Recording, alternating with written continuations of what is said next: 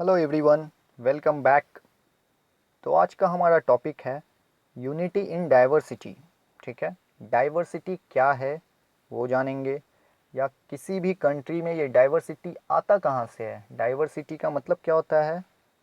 Changes, बहुत सारा changes. ठीक है, विभिन्नता आता कैसे है किसी भी कंट्री में, इस वीडियो में ये देखेंगे। केरला और लद्दाख के बीच में क्या है ये जानेंगे। ठीक है, तो चलिए शुरू करते हैं।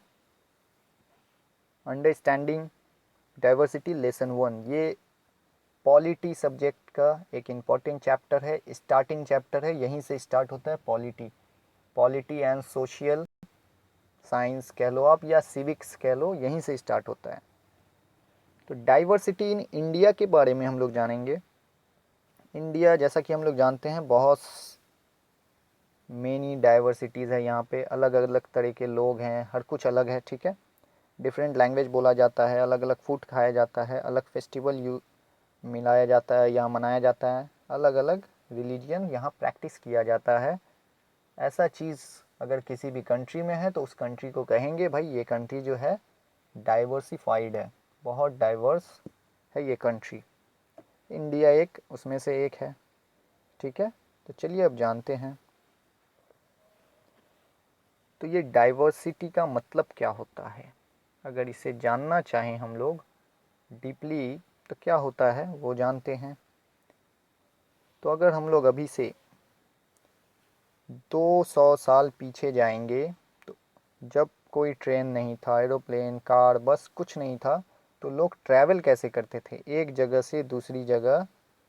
कैसे करते थे? या तो भाई शिप से करते थे, या तो हॉर्स, कैमल्स, या ऑन फुट पैदल चले जाते थे। तो इस तरीके से ट्रैवल करते थे। तो होता क्या था ऐसे ट्रैवल करने से? तो एक जगह से दूसरी जगह जो लोग जाते थे नए लैंड के, नए जगह के खोज में, या तो वहाँ सेटल होने के लिए या तो वहाँ बिजनेस करने के लिए। तो क्या होता था, बहुत दूर दूर जाना पड़ता था इन लोगों को। तो ये लोग धीरे धीरे अपना, जैसे ही सूटेबल जगह मिलता था तो ये वहाँ रहने लगते थे बहुत टाइम के लिए। और फिर क्या होता था, कभी कभी लोग अपना जगह छोड़ते थे। किस लिए भाई? फेमिन आ गया, मतलब भूखमरी बहुत आ गया, ड्रॉट, सूखा पड़ गया, कोई भी नेचुरल डिज़ास्टर, ये सब अगर उनके जगह में हो गया तो उनको छोड़कर दूसरी जगह तो जाना पड़ेगा, अच्छे जगह जहाँ उन्हें हर कुछ मिले, खाने पीने हर चीज़ का व्यवस्था हो, वो लोग खा पाएँ उगा कर। तो इस तरीके से ये लोग एक जगह से दूसरे जगह लोग जाते थे। और कैसे जाते हैं भाई? सर्च ऑफ वर्क के लिए जाते हैं।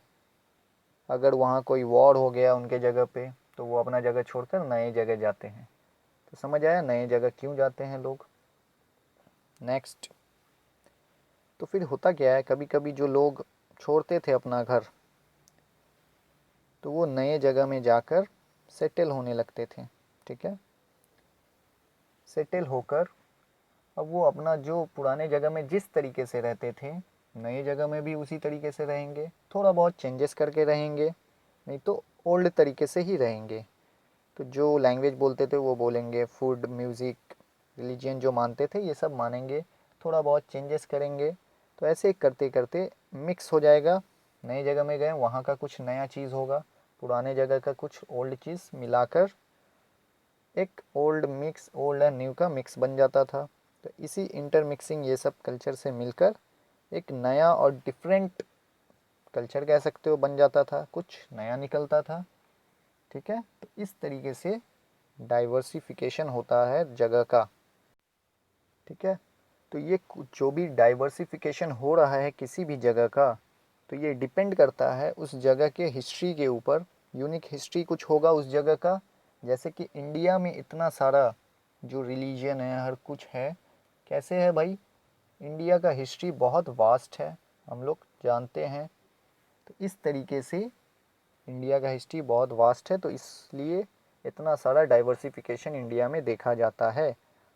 पहला तो हिस्ट्री कारण होता है डाइवर्सिफिकेशन का। दूसरा कारण क्या होता है? Geographical area. ठीक है, जियोग्राफिकल एरिया भी एक फैक्टर है, एक कारण है डाइवर्सिफिकेशन होने का। जैसे कि जो लोग सी के बगल में रहेंगे उनका रहने का, खाने का, ये सब स्टाइल अलग होगा। जो माउंटेन में रहेंगे वो सब रहेंगे, खाएंगे अलग चीज़, ठीक है। तो ये सब चेंजेस होता है। तो किसी भी देश में, किसी भी कंट्री में आपको जानना है दो चीज़, डाइवर्सिफिकेशन या डाइवर्स वो कंट्री कैसे होता है भाई, उसका हिस्ट्री देखो आप, और उसका जियोग्राफिकल एरिया देखो। अगर ये दोनों में चेंजेस है तो आपको देखने मिल जाएगा वो कंट्री डाइवर्स है बहुत, ठीक है। तो चलिए अब आगे बढ़ते हैं, लद्दाख के बारे में जानते हैं। जियोग्राफिकल एरिया थोड़ा देख लेते हैं। हिस्ट्री तो पता है अपने को इंडिया का, इसीलिए वहाँ से चेंजेस हुआ है। लद्दाख के बारे में थोड़ा जानते हैं। लद्दाख कहाँ पे प्रेजेंट है भाई? लद्दाख जो है डिज़र्ट है, मालूम है अपने को, माउंटेन के पास है, eastern part of Jammu and Kashmir के पास ये बसा हुआ है, ये जगह है। नेक्स्ट क्या है, यहाँ एग्रीकल्चर जो है बहुत कम होता है, ठीक है। तो इसके वजह से क्यों एग्रीकल्चर क्यों कम होता है? क्योंकि यहाँ रेन होता ही नहीं है, डिज़र्ट इलाका है। और पूरा जो है ये लार्ज पार्ट ऑफ लद्दाख जो है ज़्यादातर साल में स्नो से भरा रहता है, पूरा स्नो, बंजर ज़मीन पे पूरा बर्फ़। तो इसकी वजह से क्या होता है, बहुत कम ही ट्रीज़ वगैरह यहाँ पे देखा जाता है। ड्रिंकिंग वाटर, ये सब पीने के लिए पानी भी इन लोगों को जो है आइज़, स्नो, ये सब को समर मंथ्स में मेल्ट करके ये लोग स्टोर करते हैं, ये सब करते हैं, इस वजह से पीना है। दैट मीन्स स्नो पिघलेगा तो ही पानी पी पाएंगे। तो लद्दाख का सिचुएशन आप देख पा रहे हैं। और जानते हैं तो लद्दाख में लोग करते क्या हैं भाई? एग्रीकल्चर तो कर नहीं पाएंगे क्योंकि पानी ही नहीं हो रहा है वहाँ, क्या होगा?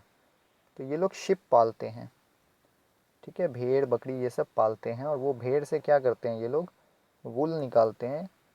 वुल जो होता है उस वुल का नाम है पश्मीना वुल, ठीक है। भेड़ से निकाल कर ये पश्मीना वूल का जो है अच्छा प्राइस मिलता है।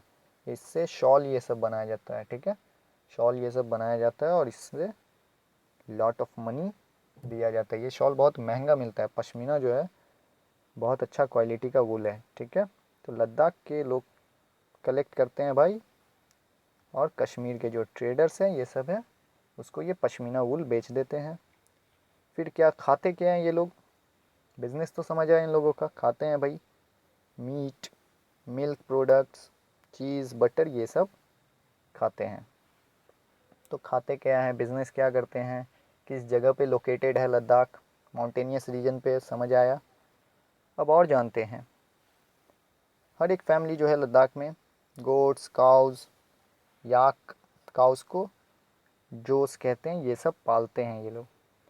तो लद्दाख जो है बीइंग अ डिज़र्ट, इसका ये मतलब नहीं है कि यहाँ कोई ट्रेडर्स नहीं आते, ठीक है, बिजनेसमैन ये सब यहाँ से गुज़रते हैं। क्यों भाई? लद्दाख को जो है गुड ट्रेड का रूट कहा जाता है, क्योंकि ये यहाँ से जो है बहुत सारे कैरावंस, कैरावंस मतलब बिजनेसमैन अपना सामान वामान लेके पार होते हैं, कैमेल ये सब, घोड़ा ये सब लेके ग्रुप में, तो उसी कैरावंस कहते हैं। तो यहाँ से ट्रैवल होते हैं और कहाँ पहुँचते हैं, तिब्बत में, ठीक है। आज जो तिब्बत जिसे कहते हैं, तो ये एक रास्ता होता था लद्दाख तिब्बत जाने का, एक रास्ता होता। तो यहाँ से बहुत सारे ट्रेडर्स जाते थे, तो उनसे ये लोग बिजनेस करते थे, ठीक है। एक और चीज़ जान लीजिए, तिब्बत को रूफ ऑफ द वर्ल्ड भी कहते हैं। डन। और जानते हैं ये कैरावंस क्या थे भाई?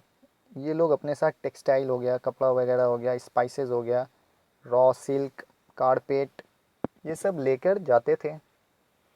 तो यहाँ के लोग अपना पश्मीना वूल इनको बेचकर इनसे ये सब चीज़ खरीदते थे। तो इस तरीके से लेन देन होता था लद्दाख में। होप आपको समझ आया। तो अब आगे बढ़ते हैं, थोड़ा सा और जानते हैं, ठीक है।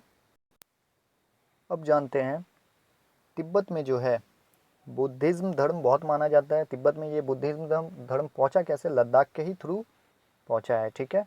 लद्दाख को लिटिल तिब्बत भी कहते हैं। लद्दाख में जो है इस्लाम धर्म आज से 400 साल पहले इंट्रोड्यूस हुआ था, और यहाँ बहुत मुस्लिम पॉपुलेशन बहुत है, 47% लद्दाख में मुस्लिम पॉपुलेशन है, ठीक है। लद्दाख जो है यहाँ ओरल ट्रेडिशन है, किसका? सॉन्ग एंड पोएम्स, ये सब बहुत मुंह से बहुत अच्छा गाया जाता है। लोकल वर्जन है एक टाइबेटियन नेशनल इपिक। इपिक मतलब क्या होता है? पोएम टाइप पे कुछ स्टोरी रहेगा, उसे कहा जाता है इपिक, ठीक है। तो टाइबेटियन के एक नेशनल इपिक है, उसका नाम क्या है भाई, द केसार सागा। इस सॉन्ग को कह लो आप, इस इपिक को बहुत सारे मुस्लिम्स और बुद्धिस्ट लोग भी जो है गाते हैं, ठीक है। तो ये इस तरीके का माहौल है लद्दाख में, समझ आया। अब जानते हैं केरला के बारे में, केरला में कैसा माहौल है। तो अब आइए केरला। केरला स्टेट कहाँ पे है भाई, ये जो है south west corner of the India में प्रेजेंट है। इसके एक साइड में सी है, समुद्र है, एक साइड में हिल्स वगैरह है, ठीक है। यहाँ क्या क्या स्पाइसेस होता है, पीपर, क्लोव्स, कैडमन्स, ये सब हिल्स में ग्रो होता है। तो ये स्पाइसेस यहाँ का बहुत फेमस है, इस वजह से बहुत सारे ट्रेडर्स इस प्लेस में अट्रैक्ट होते हैं। जैसे कि जीवीज हो गए और अरब के जो ट्रेडर हो गए, यहाँ सबसे पहले आए थे। नेक्स्ट कौन था भाई, द एपोस्टल। एपोस्टल मतलब होता है डिसिपल ऑफ क्राइस्ट कह सकते हैं, ठीक है। जीसस क्राइस्ट जो थे उनके स्टूडेंट, ठीक है, सेंट थॉमस बोलकर थे। वो बिलीव किया जाता है कि यहाँ पे आए थे, कब आए थे भाई, आज से 2000 साल पहले आए थे। एंड इसीलिए और यहाँ पे क्रिश्चियनिटी इंडिया में इंट्रोड्यूस हुआ। क्रिश्चियनिटी जो इंडिया में अभी हम लोग देखते हैं, माना जाता है ये सेंट थॉमस जो थे ये आकर इंट्रोड्यूस किए थे आज से 2000 साल पहले, ओके। केरला में बहुत क्रिश्चियन लोग हैं जो मानते हैं, ठीक है। अब आइए जानते हैं, मेनी अरब्स जो थे, अरब ट्रेडर्स थे, यहाँ पे आकर सेटल होने लगे थे केरला में। इब्ने बतूता बोलकर एक ट्रैवलर था, वो भी इंडिया आया था आज से 700 ईयर्स अगो। ये अपने ट्रैवल लॉग, ठीक है, घूम के जो लोग आते हैं एक बुक लिखते हैं ट्रैवल लॉग, उसमें क्या लिखते हैं भाई केरला के बारे में, कि यहाँ जो है लाइफ्स ऑफ मुस्लिम बताएंगे। यहाँ बहुत मुस्लिम का लाइफ अच्छा है, ये कम्युनिटी को बहुत रिस्पेक्ट किया जाता है। इब्ने बतूता, गाना भी बना है इस पर, ठीक है। तो ये बोलकर एक आदमी थे, ये लिखे थे, मुस्लिम थे। नेक्स्ट पोर्तुगीज़ जो थे, पोर्तुगीज़ लोग सी रूट डिस्कवर किया था भाई इंडिया में, कहाँ से, यूरोप से। When Vasco the gamma Portuguese एक था, ठीक है, शिप से केरला के पास आया था सबसे पहले। बिकॉज ऑफ दीज, इतना सर देख रहे हो, मुस्लिम आ रहा है, ज्यूइश ट्रेडर आ रहा है, क्रिश्चियन आ रहा है, यहाँ से पोर्तुगीज़ आ रहा है, तो बहुत सारा आ रहा था। इसी वजह से केरला में बहुत सारा रिलीजियंस को अभी भी मानने वाले लोग हैं, जैसे कि जुडाइज्म है, जूइस लोग जो हैं वो जुडाइज्म धर्म आप मानते हैं। मुस्लिम इस्लाम हो गए, क्रिश्चियनिटी, हिंदुज़म, नेक्स्ट बुद्धिज़्म, ये सारा धर्म आज के डेट में केरला में माना जाता है। तो यहाँ बहुत सारा है, ठीक है। तो ये सब हिस्ट्री है केरला का इस वजह से। नेक्स्ट जानते हैं फिशिंग नेट्स। केरला में जो है चीना वाला बोलकर एक चाइनीज़ फिशिंग नेट है, उसके जैसा मिलता जुलता है, इसीलिए चीना वाला कहते हैं इस चाइनीज़ इस फिशिंग नेट को। नेक्स्ट क्या है, इवन द यूटेंसिल्स को भी चीना चाटी कहते हैं। ये जो वर्ड है चीन, ठीक है, चीन, ये सब आया कहाँ से है, माना जाता है चाइना से आया है, ठीक है। अब आइए, फर्टाइल लैंड यहाँ पे बहुत पाया जाता है, इसीलिए यहाँ पे राइस हो गया। अच्छे मेजॉरिटी ऑफ पीपल जो हैं राइस उगाते हैं और राइस खाते हैं, फ़िश, वेजिटेबल ये सब खाते हैं। वहाँ देखे थे वो लोग मीट, बटर ये सब खाते थे। एक वेरी इंपॉर्टेंट फेस्टिवल है ओनम, केरला का है, और उसमें क्या किया जाता है, बोट रेसिंग कराया जाता है, याद रखिएगा, ठीक है। तो केरला में इस तरीके से होता है सब कुछ। होप आपको समझ आया होगा। अब नेक्स्ट चलते हैं आगे, यूनिटी इन डाइवर्सिटी। तो वो उतना ही था, लद्दाख एंड केरला के बीच में आप देख रहे हो दोनों का जियोग्राफिकल एरिया बहुत डिफरेंट है, तो उन लोगों का रहने सहने का डाइवर्सिफिकेशन भी बहुत डिफरेंट है, ओके। तो अब यूनिटी इन डाइवर्सिटी ये जो वर्ड है इसके बारे में थोड़ा जानते हैं, ठीक है। इंडियाज़ डाइवर्सिटी, ये जो इंडिया का डाइवर्सिटी है ये सोर्स ऑफ स्ट्रेंथ रहा है। अंग्रेज के खिलाफ भी सब हिंदू मुस्लिम सब कुछ लोग, अमीर गरीब सब एक साथ आकर लड़े थे, तो इंडिपेंडेंस मिला इंडिया को। तो ये एक तरह का स्ट्रेंथ का काम करता है, ठीक है। तो ये हम लोग जानते हैं ब्रिटिश रूल जब हुआ था, ओके, सब अलग अलग धर्म आके अपोज किए थे। इंडियाज़ फ्रीडम मूवमेंट में बहुत सारे अलग अलग बैकग्राउंड्स के लोग आकर लड़े थे। तो ये जो यूनिटी इन डाइवर्सिटी है, ये बहुत इम्पोर्टेंट है इंडिया के लिए स्पेशली। ये एक स्ट्रेंथ दिखाता है इंडिया का। ओके, आगे बढ़ते हैं। तो हुआ गया था भाई, सब धर्म के अलग अलग लोग काम किए, जेल में साथ गए, ब्रिटिश को अपोज किए। एक इंटरेस्टिंग बात क्या है, ब्रिटिश क्या सोचते थे भाई, इंडिया में जो है अलग अलग धर्म के लोग हैं, तो इन्हें आसानी से इंडियंस को हम लोग डिवाइड कर देंगे, डिवाइड एंड रूल खेलेंगे, जो कि बहुत हद तक ये लोग कामयाब भी हुए। लेकिन एक टाइम आने के बाद भाई सब गेम समझ गया इन लोगों का, भाई बस अब ज़्यादा गेम नहीं खेलो। तो फिर क्या हुआ, सब धर्म के लोग एक साथ आकर, डिस्पाइट ऑफ इतना डाइवर्सिफिकेशन होने के बाद भी, डिफरेंस होने के बाद भी, सब लोग एक साथ आकर ब्रिटिश के खिलाफ बैटल लड़कर इंडिया को इंडिपेंडेंस दिलाएं। ठीक है, तो इसीलिए स्ट्रेंथ कहा जाता है।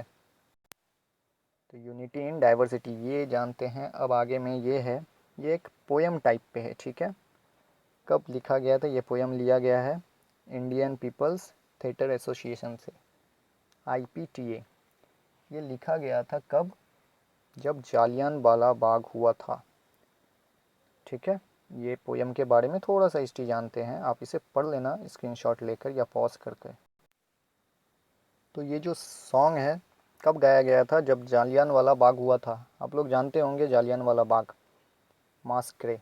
ठीक है, कहाँ पे हुआ था, अमृतसर में हुआ था। जब ब्रिटिश जनरल एक था, जनरल डायर बोलकर, ये ऑर्डर दिया था भाई सब पे ओपन फायर गोली चलाने का। क्यों, क्योंकि बहुत सारे लोग जो थे, मर्द औरत, हिंदू सिख मुस्लिम रिच पुअर, सब लोग जो थे ब्रिटिश के खिलाफ इस जालियनवाला बाग में बैठकर प्रोटेस्ट कर रहे थे किसी चीज़ को लेकर। इसीलिए ये जब ढुका जनरल ब्रिटिश का फौज, और पूरा निहत्थे लोगों पे गोली चलाने लगा। ठीक है, और सबको मार डाला। जालियनवाला बाग एक ब्लैक डे है हमारे इंडियन हिस्ट्री में। ठीक है, तो इसीलिए ये सॉन्ग जो है, ये ब्रेव लोगों के ऑनर में, मेमोरी में ये सब लिखा गया था। ठीक है, तो चलिए आगे बढ़ते हैं। तो ये जो सॉन्ग हो गया, सिंबल हो गया, ये सब जो है ना, हमारे एक फ्रीडम स्ट्रगल से ही निकल कर आया है, और हम लोगों को रिमाइंड कराता है ट्रेडिशन और डाइवर्सिटी हमारे देश का। ठीक है, जैसे कि अभी आगे जानेंगे स्टोरी। इंडियन फ्लैग जो है, इंडियन फ्लैग अभी देख रहे हैं, ये भी एक तरह का सिंबल यूज़ किया गया था ब्रिटिश के खिलाफ। ठीक है, पूरे इंडिया में, इसीलिए आज ये इंडियन फ्लैग बन गया है। बट इंडिपेंडेंस होने से पहले ये एक तरह का सिंबल यूज़ किया जाता था ब्रिटिश के खिलाफ होने का। ये दिखाता था हाँ भाई हम ब्रिटिश के खिलाफ हैं, ये सिंबल शो करके। ठीक है, आगे जानते हैं। डिस्कवरी ऑफ इंडिया बोलकर एक बुक है, कौन लिखे हैं भाई, जवाहरलाल नेहरू, हमारे जो फर्स्ट प्राइम मिनिस्टर थे। ये बताते हैं क्या, इंडियन यूनिटी जो है, ये कोई डाला ज़बरदस्ती नहीं किया गया है कि हाँ यूनिटी रहो साथ में रहो, ऐसा कुछ नहीं है। ये खुद ब खुद अंदर से आया है, लोगों के अंदर टॉलरेंस है, एक दूसरे के साथ इज्जत रखते हैं, इस वजह से आया है। इसीलिए ये जो यूनिटी इन डाइवर्सिटी जो वर्ड हम लोग जानते हैं, आप ये जान लीजिए, ये वर्ड जो है जवाहरलाल नेहरू का ही दिया गया है। ठीक है, ये जो फ्रेज़ है unity in diversity, who gave, अगर ऐसा क्वेश्चन आएगा तो आप कहना पंडित जवाहरलाल नेहरू। ठीक है, तो ये था हमारा डाइवर्सिटी पूरे इंडिया का। ठीक है, तो होप आपको समझ आया होगा। तो आज के लिए इतना ही रखते हैं, मिलते हैं नेक्स्ट वीडियो में। Thank you for watching.